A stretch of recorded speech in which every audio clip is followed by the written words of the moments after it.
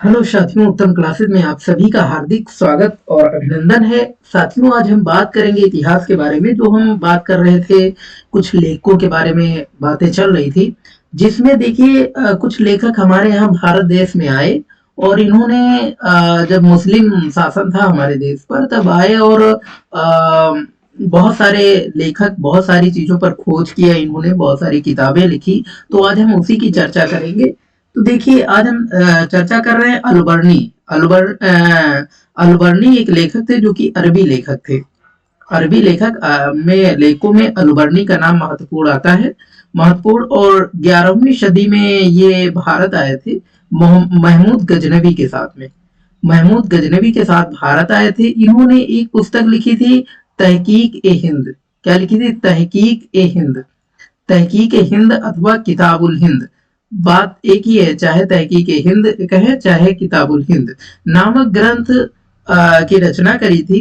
और उस समय जिसमें राजपूत कालीन समाज और धर्म और रीति रिवाज आदि की जानकारी उस पर मिलती है।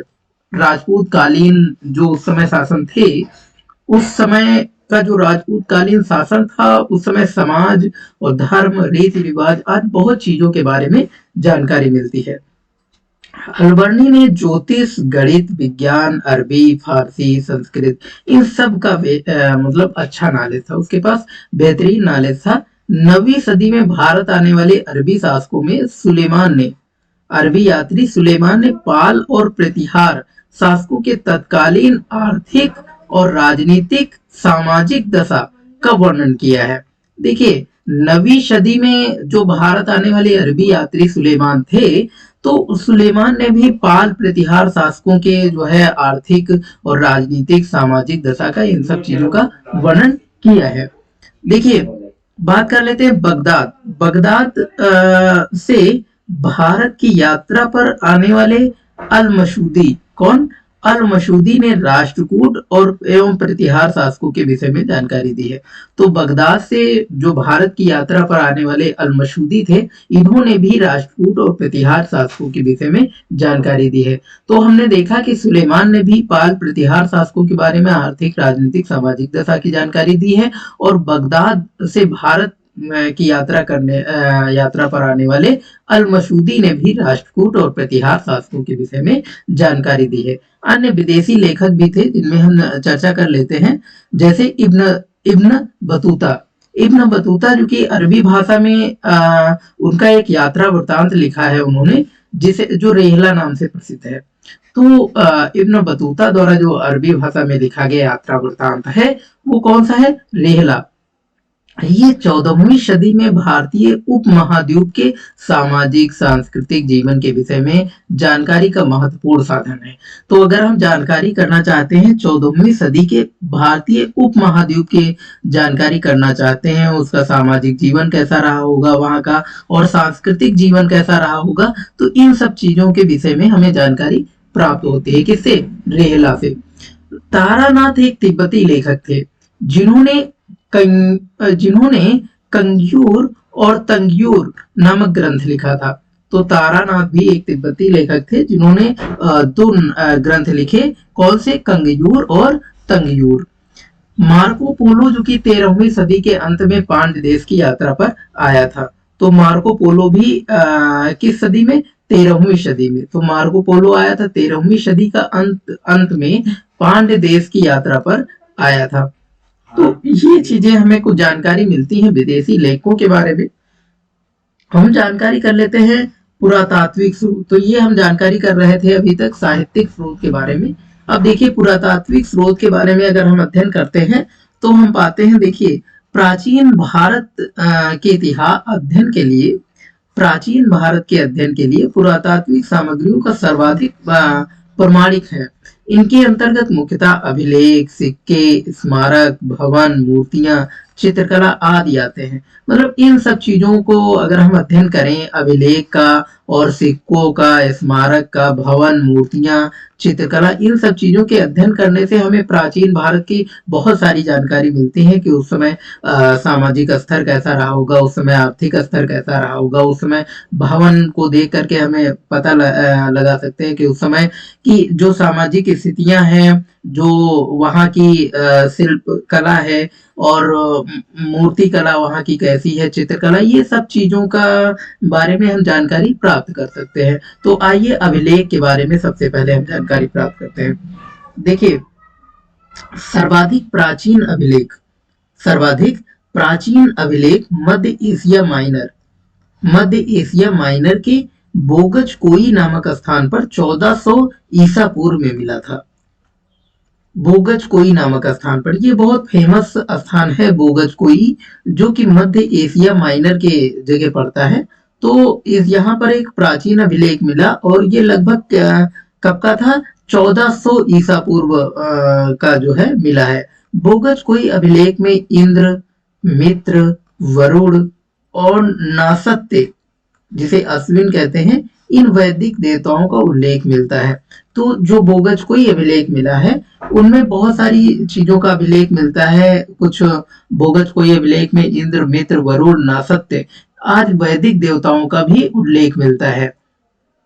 और अगर हम और अभिलेखों की बात करें, जैसे भारत में सबसे प्राचीन अभिलेख जो थे वो कौन थे, अशोक के हैं अभिलेख।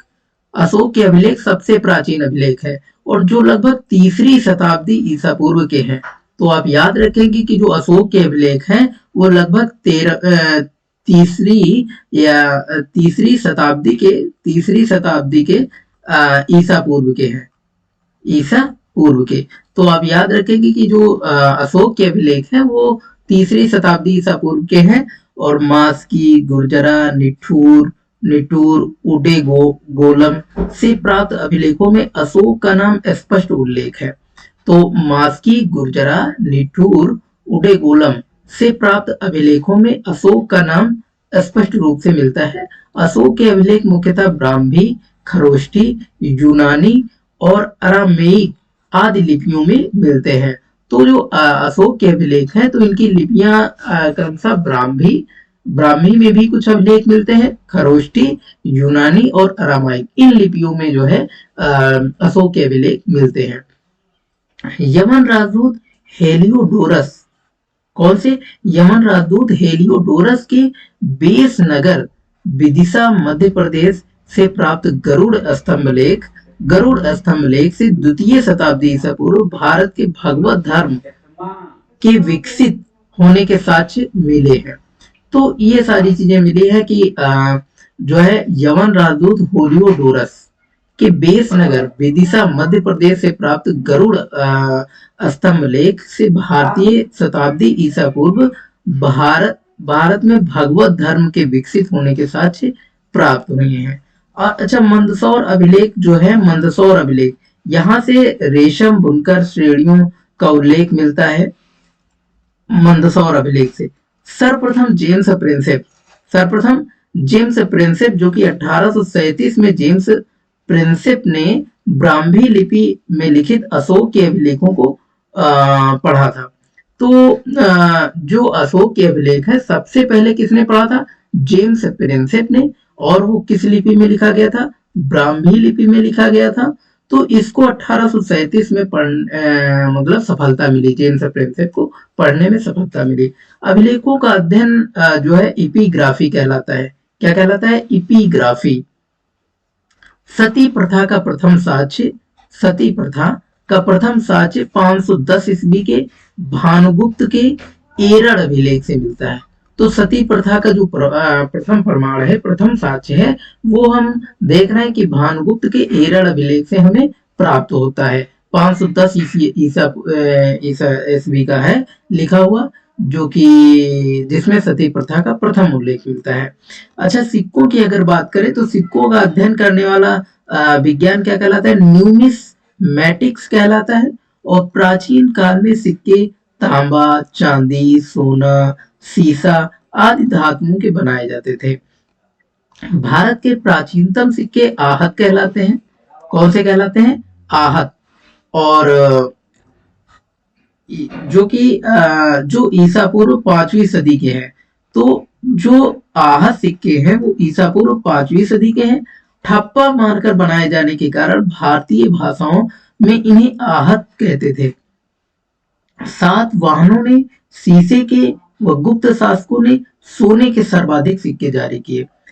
सर्वप्रथम लेख वाले सिक्के स्वर्ण सिक्के हिंदी, यूनानी, इंडो ग्रीक शासकों ने चलाए थे।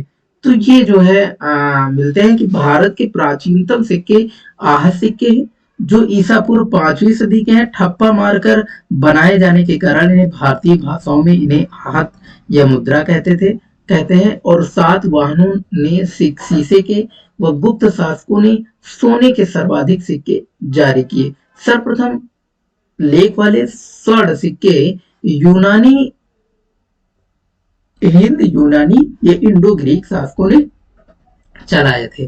तो कभी कभी आ जाता है कि स्वर्ण सिक्के सर्वप्रथम किसने चलाए थे, तो आप याद रखेंगे कि स्वर्ण सिक्के जो है सर्वप्रथम हिंद यूनानी या इंडो ग्रीक ने चलाए थे। अब देखिए कुछ स्मरणीय अभिलेख है जो कि हमको थोड़ा सा याद रखना चाहिए। जैसे हाथी गुम्फा अभिलेख है, तो हाथी गुम्फा अभिलेख राजा खारवेल, कलिंग राजा खारवेल पर लिखा गया है। और जूनागढ़ अभिलेख रुद्रदामन, और नासिक अभिलेख गौतमी बलश्री, और प्रयाग प्रशस्त समुद्रगुप्त, मंदसौर अभिलेख मालवा नरेश यशोवर्मन, एहोल अभिलेख जो कि पुलकेशिन द्वितीय पर है, और ग्वालियर अभिलेख प्रतिहार नरेश भोज, और भीतरी व जूनागढ़ अभिलेख स्कंदगुप्त, देवपाड़ा अभिलेख बंगाल शासक विजयसेन। तो इन सब के द्वारा लिखे गए अभिलेख हैं। देखिए मूर्तियां और स्मारक, मूर्तियां और स्मारक व भवन चित्रकला, बरहुत, बोध गया, अमरावती की मूर्ति कला में जन साधारण के जीवन की सजीव झांकी मिलती है। तो अगर हम ये देखें कि बरहुत, बोध गया, अमरावती, इन सब की मूर्तिकला में देखें तो मूर्तिकला में जन साधारण के जीवन की सजीव झांकी मिलती है। और महलों एवं मंदिरों की शैली से वास्तुकला के विकास पर पर्याप्त प्रकाश पड़ा है। अजंता, एलोरा आदि के चित्रों में मानवीय भावनाओं की सुंदर अभिव्यक्ति मिलती है। तो ये रही आपकी कुछ जानकारी जो कि पुरातात्विक स्रोत है, और जिसमें साहित्यिक स्रोत आपने देखे।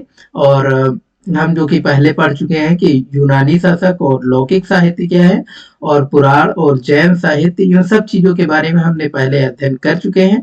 तो जिन्होंने पुरानी क्लास नहीं देखी है ऐसे पिछली वाली, तो वो देख लेंगे, सारी जानकारी मिलेंगी। और साथियों अगर आप चैनल पर नए हैं तो चैनल को सब्सक्राइब करें और ये महत्वपूर्ण जानकारी आप दोस्तों के साथ शेयर करें। साथियों बहुत बहुत धन्यवाद।